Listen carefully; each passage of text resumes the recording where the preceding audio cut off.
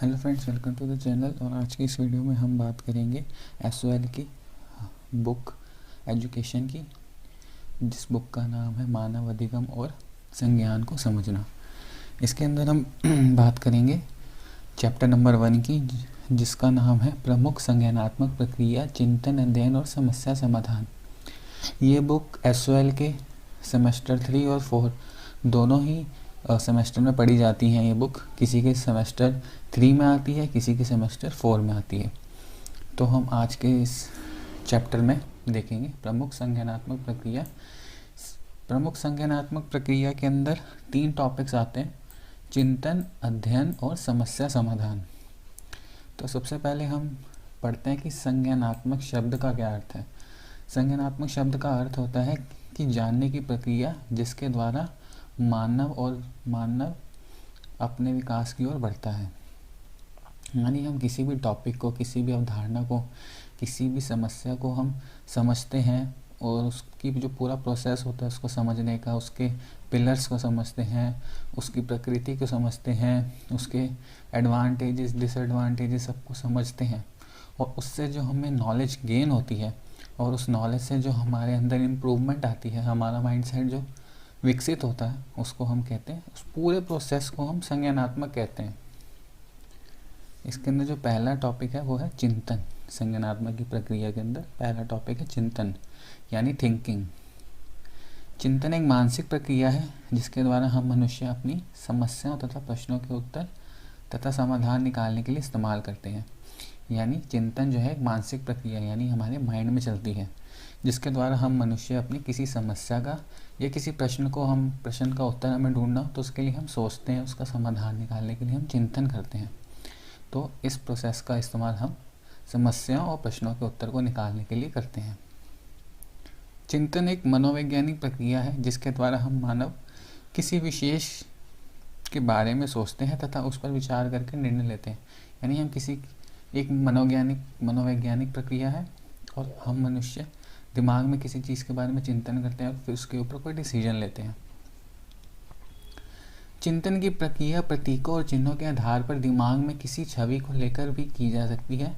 जैसे आप जब किसी पेंटिंग को देखते हैं तो आप केवल पेंटिंग के रंग या रेखाओं प्रहार पर ध्यान केंद्रित नहीं कर रहे होते हैं, बल्कि आप दिए गए मूल विषय के ऊपर उसके अर्थ की व्याख्या करते हैं और आप जानकारी को अपने मौजूदा ज्ञान से जोड़ने का प्रयास करते हैं। यानी जब आप चिंतन करते हैं किसी भी टॉपिक में, ज़रूरी नहीं है वो कोई विषय कोई स्पेशल विषय हो, कोई स्पेशल टॉपिक हो, ज़रूरी नहीं है। वो हो सकता है कोई सिंबल हो, कोई फ़ोटो हो, कोई प्रतीक हो, कोई छवि हो, कोई पेंटिंग हो। किसी भी प्रतीक को, छवि, पेंटिंग को देख के हम किसी चीज़ के बारे में सोचने लगते हैं, उसी चीज़ के बारे में सोचने लगते हैं, तो वो भी एक तरह का चिंतन में ही आता है। तो ज़रूरी नहीं है चिंतन कोई अवधारणा हो, कोई स्पेशल लिखित टॉपिक हो, उस पर हम चिंतन कर रहे हो सकता है वो कोई पेंटिंग हो, कोई सिंबल हो। जैसे हम किसी पेंटिंग को देखते हैं तो हम खाली उसके बस पेंटिंग रंग रूप को नहीं देखते, हाँ अच्छी है, ठीक है, नहीं, हम उसके बारे में सोचने लगते हैं। अच्छा ये पेंटिंग है, अच्छा इसके अंदर ये हमने वहाँ देखा था, हम उसके बारे में वो सोचने लगते हैं, चिंतन करने लगते हैं। कई बार ये हमारे माइंड में क्लिक कर रही होती है वो इमेज कि हाँ हमने इसको कहीं देखा है, तो हम उसके ऊपर चिंतन भी कर रहे होते हैं, खाली उसके रूपरेखा को नहीं देख रहे होते। तो इस कैटेगरी को भी चिंतन कहा जाता है। और हम उसको देखकर हमारे पास जो ऑलरेडी किसी चीज़ की नॉलेज होती है, हम उसको उससे जोड़ने का सोचते हैं। जैसे हम किसी पेंटिंग को या किसी चीज़ को कभी देखते हैं तो हम कहते हैं कि हाँ हमने ये कहीं देखा है, तो हम अपने जो हमारे पास ऑलरेडी कोई नॉलेज है, कोई ज्ञान है, हम उससे जोड़ने की कोशिश कर रहे होते हैं। चिंतन एक संज्ञानात्मक और रचनात्मक मानसिक प्रक्रिया है। संज्ञानात्मक शब्द का अर्थ तो हमने पढ़ा ही था, रचनात्मक का होता है क्रिएटिविटी। जब हम किसी चीज़ के बारे में सोचते हैं तो हम अलग अलग आइडियाज़ को भी एवॉल्व कर रहे होते हैं अपने माइंड में, तो ये क्रिएटिव साइड भी है जिसे हम रचनात्मक कहते हैं। चिंतन की कुछ परिभाषाएं हैं, ये कुछ स्कॉलर्स हैं जिनकी परिभाषाएं हैं। आप ये अगर पेपर में लिखोगे तो आपको कुछ मार्क्स ज़्यादा मिल सकते हैं। मोहसिन के अनुसार चिंतन एक अंतर्निहित समस्या हल करने का व्यवहार है। यानी ये हमारे जो ह्यूमन सिस्टम है उसके अंदर अंतर्निहित है, यानी बिल्ड इन होता है। पहले से ही हमारे अंदर किसी चीज़ के बारे में सोचने का अंतर्निहित व्यवहार होता है हमारा। ऐसा नहीं है कि हम किसी, जब हमें कोई कहता है तब हम चिंतन करते नहीं, हमें कोई भी ऐसा संकेत मिलता है हमारे माइंड में तो हम उस टॉपिक पे चिंतन करना स्टार्ट कर देते हैं। तो यानी ये एक हमारे ह्यूमन का बिल्ड इन सिस्टम है। ग्लीमर के अनुसार चिंतन एक समस्या को सुलझाने की प्रक्रिया है जिसमें हम प्रत्यक्ष गतिविधियों के स्थान पर विचार या प्रतीकों का प्रयोग करते हैं। यानी ग्लीमर के अनुसार ये जो चिंतन है की जो प्रक्रिया है पूरी, ये किसी समस्या को सुलझाने की प्रक्रिया है। कोई समस्या आए तभी हम इस प्रक्रिया को, इस प्रोसेस को यूज़ करते हैं जिसमें हम प्रत्यक्ष गतिविधि के स्थान पर विचारों या प्रतीकों का प्रयोग करते हैं। यानी हम, ज़रूरी नहीं है कुछ गतिविधि कर रहे हो, कुछ हाथ पैर हिला रहे हो, ज़रूरी नहीं है, हो सकता है हम एकदम स्ट्रेट बैठे हों लेकिन हमारे माइंड में चिंतन चल रहा हो। तो यह ज़रूरी नहीं कि प्रत्यक्ष गतिविधि हो, प्रत्यक्ष में जो दिखे ऐसी कोई गतिविधि नहीं होती है। थर्ड है क्लोनिक के अनुसार चिंतन अवधारणाओं का पूर्ण गठन है। यानी कोई अवधारणा है उसका पूर्ण गठन, जैसे कोई अवधारणा चली आ रही है, हमने उसके बारे में सोचा, उसको दोबारा से हमने उसका पूर्ण गठन किया, दोबारा से हमने उसके बारे में सोचा और कुछ नया विचार निकाला। वुडवर्थ के अनुसार चिंतन एक समस्या का समाधान खोजने के लिए मानसिक प्रक्रिया है। इन्होंने एकदम स्ट्रेट लाइन दी है कि किसी भी समस्या का समाधान खोजने के लिए जो हम मानसिक प्रक्रिया करते हैं, अपने माइंड में किसी चीज़ के बारे में सोचते हैं, वही चिंतन है। शेष के अनुसार चिंतन मानसिक प्रक्रिया का ज्ञानात्मक पक्ष है। यानी ये हमारी मानसिक प्रक्रिया तो है ही, लेकिन ये उसका ज्ञानात्मक पक्ष है, यानी जिससे हमें नॉलेज गेन होती है, ये वो साइड है। गेरेड के अनुसार चिंतन एक प्रकार का अदृश्य व्यवहार है जिसमें सामान्य रूप से प्रतीकों का प्रयोग होता है।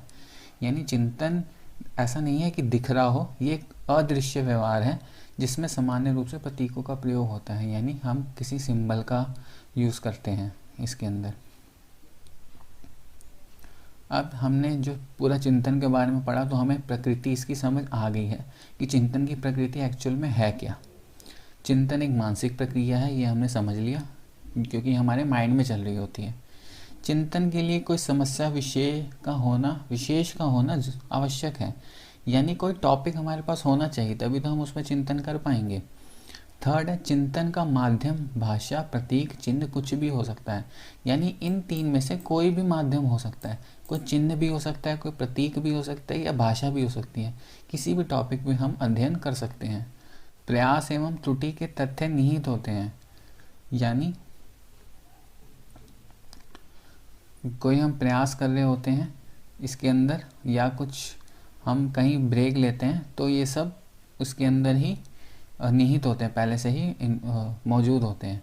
चिंतन स्थूल से सूक्ष्म की ओर चलता है, यानी ग्रॉस से सटल की ओर चलता है। पहले हम, ज़रूरी नहीं है कि कोई टॉपिक हमें माइंड में ही क्लिक हो तो हम जैसे हमारे माइंड में कोई टॉपिक आया और हमने सोचना स्टार्ट कर दिया, ऐसा ज़रूरी नहीं होता। हो सकता है हमें कोई ग्रॉस की तरफ से, यानी कुछ हम कहीं बाहर गए हैं, खेल रहे हैं, कुछ कहीं घूमने गए हैं, ऑफिस गए हैं, पढ़ने गए हैं, वहाँ हमें कोई टॉपिक मिला जिस पे हमें चिंतन करी, फिर वो हमारे माइंड में आया, फिर अब हम सोच रहे हैं। तो यानी स्थूल से सूक्ष्म की ओर चलता है ये। विश्लेषण एवं संश्लेषण महत्वपूर्ण होते हैं इसके अंदर। नेक्स्ट टॉपिक जो है वो हमारा चिंतन के तत्व, यानी चिंतन के लिए हमें क्या क्या चीज़ें होती हैं। छवियाँ, किसी भी प्रकार के चिंतन के लिए कोई विशेष समस्या का होना आवश्यक होता है तथा छवियाँ वह समस्या प्रदान करने का कार्य करती हैं। यानी जब हम चिंतन करने के लिए कई बारी छवियाँ, जैसे हम हम फ़ोन में कोई टॉपिक देख लेते हैं, कोई न्यूज़ देख लेते हैं, कोई छवि देख लेते हैं, तो हम उस पर चिंतन करने लगते हैं। कोई ऐसी न्यूज़ आई जो हमें टेंशन दे देती है कि अच्छा क्या होगा, कैसे होगा, तो ये भी एक चिंतन का प्रतीक होता है। यानी ये छवियाँ हमें चिंतन प्रदान करती हैं, कोई विशेष टॉपिक देती हैं जिस पे हम चिंतन कर सकें। अवधारणा, चिंतन करने के लिए किसी भी प्रकार की अवधारणा का होना आवश्यक होता है ताकि हम उस पर मूल रूप से चिंतन किया जाए तथा उसी समस्या के समाधान को निकालने के लिए आगे बढ़ा जाए।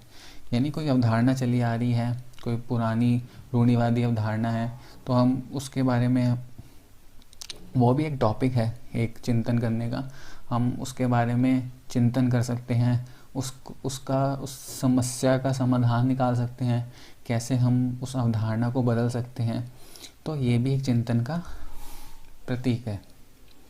प्रतीक और चिन्ह, हम चिंतन किसी भी प्रकार के प्रतीक तथा चिन्ह पर भी कर सकते हैं तथा इन दोनों का होना भी आवश्यक है। यानी जरूरी नहीं है कोई अवधारणा हो, जब जरूरी नहीं है कोई छवि हो, कोई प्रतीक देख लिया हमने, किसी कंट्री का फ्लैग देख लिया, उस पर कोई सिंबल देख लिया, तो हम उस पर भी हम चिंतन करने लगते हैं। अच्छा, ये फ्लैग पे ये सिंबल क्यों बना हुआ है, इसका क्या मतलब है, हम दिमाग लगाने लगते हैं कि हो सकता है ये मतलब हो सकता है वो मतलब हो। तो ये भी कि हमने किसी चिन्ह को देखा और हम चिंतन करने लगे, सोचने लगे उसके बारे में।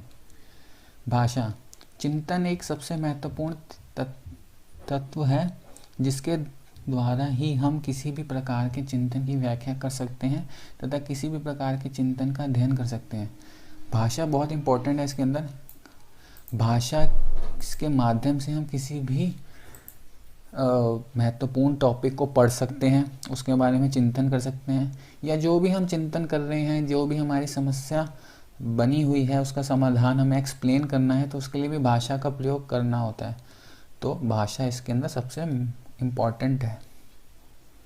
मस्तिष्क का कार्य, इसके अंदर जैसे कि हम जानते हैं कि चिंतन एक मानसिक प्रक्रिया है, इसलिए इस प्रक्रिया में मस्तिष्क का कार्यरत होना अति आवश्यक है। हम जानते हैं कि चिंतन जो है वो मानसिक प्रक्रिया यानी हमारे माइंड में चलती है, तो हमारा मस्तिष्क का कार्य अच्छे से करना बहुत ज़रूरी होता है, यानी हमारा मस्तिष्क भी इसके अंदर इस्तेमाल होता है। अब हम देख लेते हैं अगला टॉपिक, चिंतन के प्रकार। चिंतन के प्रकार में पहला जो है प्रत्यक्ष और मूलत चिंतन। ज्ञानेंद्रिय से संबंधित किसी भी विषय को हम देख सकते हैं, फिर उस पर विचार कर सकते हैं, जैसे आँख, कान, नाक, कोई घटना इत्यादि। यानी इस प्रत्यक्ष और मूलत चिंतन के अंदर ऐसी चीज़ें आती हैं, ज्ञान इंद्रियाँ, जो हमारी इंद्रियाँ होती हैं, हाथ, कान, नाक, आँख, ये सब हमारी इंद्रियाँ होती हैं।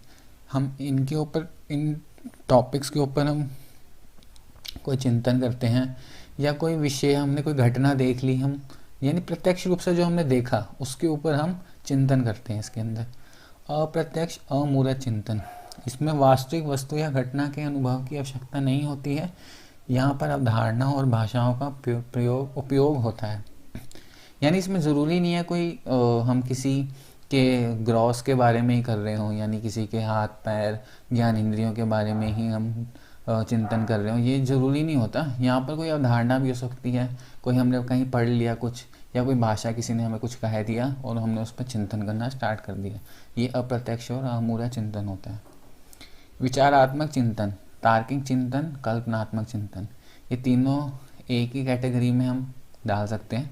जब हम किसी समस्या का समाधान करने के लिए उसके बारे में कल्पना करते हैं और उस उसे कल्पनात्मक चिंतन कहते हैं। इसका उद्देश्य साधारण समस्या के बजाय जटिल को हल करना होता है। यानी जब हम कोई हमारे पास ऐसी समस्या आ गई जिसके बारे में हम सोचे जा रहे हैं, कल्पना किए जा रहे हैं, तो हम, जाहिर सी बात है, हम इतना सोच रहे हैं, इतनी कल्पना कर रहे हैं, तो वो कोई जटिल ही होगी। वरना हम कोई छोटी मोटी चिंतन का तो हम ऐसी फट से समाधान निकाल देते हैं। जैसे ही हमारे पास चिंतन आए, अच्छा ये तो इसका, अच्छा तो ये कर लेते हैं। जैसे हमारे पास कोई समस्या है तो हम फटाफट से उसका कोई हल निकाल देते हैं, अच्छा ये समस्या है तो हम ऐसे कर लेते हैं या उसको वैसे कर लेते हैं। लेकिन कोई समस्या होती है जिसके बारे में हम सोचते रहते हैं, काफ़ी देर तक सोचते रहते हैं, तो यानी वो जाहिर है कि वो सच में जटिल है, इसलिए हम उसके बारे में इतनी कल्पना कर रहे हैं। तो उसको कहते हैं कल्पनात्मक या विचारात्मक, जिसके बारे में हम विचार करते रहते हैं और हो सकता है तर्क भी करें। हम खुद से भी तर्क कर सकते हैं, अपने माइंड से भी तर्क कर सकते हैं। तो वो हो सकता है कि सही में बहुत जटिल चिंतन हो, तो इसको हम कहते हैं कल्पनात्मक चिंतन, विचारात्मक चिंतन या तार्किक चिंतन। फिर आता है फोर्थ, सृजनात्मक चिंतन। किसी भी विषय में अपनी ओर से कुछ जोड़कर निष्कर्ष निकालना, चिंतन के अनेक विकल्पों एवं विचारों को फैलाने का अवसर मिलता है। किसी भी विषय में अपने से कुछ जोड़ना, जैसे कोई टॉपिक है उसमें हमने अपना जो भी ज्ञान है उसको जोड़ा, और अनेक विकल्प हमें उसमें जोड़ने को मिलते हैं। यानी जब ऐसे चिंतन होते हैं जहाँ पे हम किसी एक चीज़ को सॉल्व करते हैं तो किसी दूसरे टॉपिक में फंस जाते हैं, फिर हमें वहाँ से नई चीज़ें सीखने को मिलती हैं, नया ज्ञान सीखने को मिलता है, हम उसको भी फिर सॉल्व करते हैं। तो क्या है कि ये हमें विकल्प देता है बहुत सारे, तो इसको हम कहते हैं सृजनात्मक चिंतन। अभिसारी चिंतन, वह चिंतन जिसमें किसी समस्या का एक ही उत्तर प्राप्त करना शामिल होता है। यानी कोई ऐसा चिंतन होता है जहाँ हमें यस और नो में डिसीजन लेना होता है, हाँ या ना। उस प्रकार का चिंतन जहाँ हम सिर्फ एक उत्तर पे ही हमें डिपेंड होता है कि हाँ आएगा या ना आएगा, कोई एक ही हमें चाहिए, तो उसको अभिसारी चिंतन कहते हैं, जहाँ पे खाली एक सही उत्तर प्राप्त करना शामिल होता है। अपसरी चिंतन, ऐसी सोच जिसमें किसी कार्य का सामना करने पर कोई असामान्य संभावनाएं पैदा करना शामिल होता है। इसलिए यह चिंतन खुले विचारों वाला होता है, कई दिशाओं में ले जाता है। ऐसे टॉपिक जिसके अंदर बहुत सारे सब टॉपिक्स होते हैं, जैसे कोई टॉपिक है उसके अंदर हमने उसको पढ़ा, उसके अंदर से हम उसके अंदर बहुत सारे और भी टॉपिक्स हैं, यानी वो पूरे खुले विचारों वाला है और हमें कई दिशाओं में ले जा रहा है। एक टॉपिक को सुलझाने के लिए हमें 5 और टॉपिक्स पढ़ने पड़ेंगे, तब हम उस मेन टॉपिक को समझ पाएंगे। तो जिस ऐसा चिंतन जिस समस्या के अंदर बहुत सारी उप समस्याएं भी होती हैं, उनको हम अपसरी चिंतन कहते हैं। आलोचनात्मक चिंतन, आलोचनात्मक चिंतन गुण दोष को देखते हुए किसी बात तथ्य की सच्चाई स्वीकार करना, यानी कुछ ऐसी सच्चाई स्वीकार करना, क्या होना चाहिए, अच्छा या खराब, कुछ भी मूल्यांकन के लिए तर्कसंगत चिंतन। नेक्स्ट टॉपिक हमारा आता है इसके अंदर प्रभावी चिंतन विकसित करने के साधन। यानी अगर हमें अपनी चिंतन को विकसित करना है तो हमारे पास क्या क्या रिसोर्सेज होने चाहिए। इसके अंदर पहला आता है ज्ञान और अनुभव की पर्याप्तता, यानी नॉलेज और एक्सपीरियंस की सफिशिएंसी होनी चाहिए। ज्ञान और अनुभव की पर्याप्तता व्यवस्थित सोच की पृष्ठभूमि मानी जाती है। यानी ज्ञान और अनुभव, नॉलेज और एक्सपीरियंस की जो हमारे पास पर्याप्तता है, सफिशिएंसी है, तो ये पृष्ठभूमि मानी जाती है, यानी ये एक अच्छा बैकग्राउंड है। इसीलिए पर्याप्त ज्ञान और अनुभव वाले बच्चों की मदद करने के लिए सावधानी बरती जानी चाहिए। यानी ऐसे बच्चे जिनके पास ये मौजूद है ज्ञान और नॉलेज और एक्सपीरियंस, तो उनके प्रति ज़्यादा सावधानी बरती जानी चाहिए, ताकि वो और अच्छे से सीख पाएँ। हम देखते हैं अगर हम कुछ जॉब इंटरव्यूज़ वगैरह भी देते हैं तो वहाँ पे भी उन कैंडिडेट्स को सिलेक्ट किया जाता है जिनके पास नॉलेज है, जिनके पास एक्सपीरियंस है, ताकि वो और अच्छे से परफॉर्म कर सकें। तो ये दो टॉपिक होना हमारे पास, ये दो नॉलेज होना बहुत इम्पोर्टेंट होता है। पर्याप्त प्रेरणा और लक्ष्य की निश्चितता। प्रेरणा हमारी ऊर्जा को सोच विचार के लिए प्रेरित करने में सहायता करती है।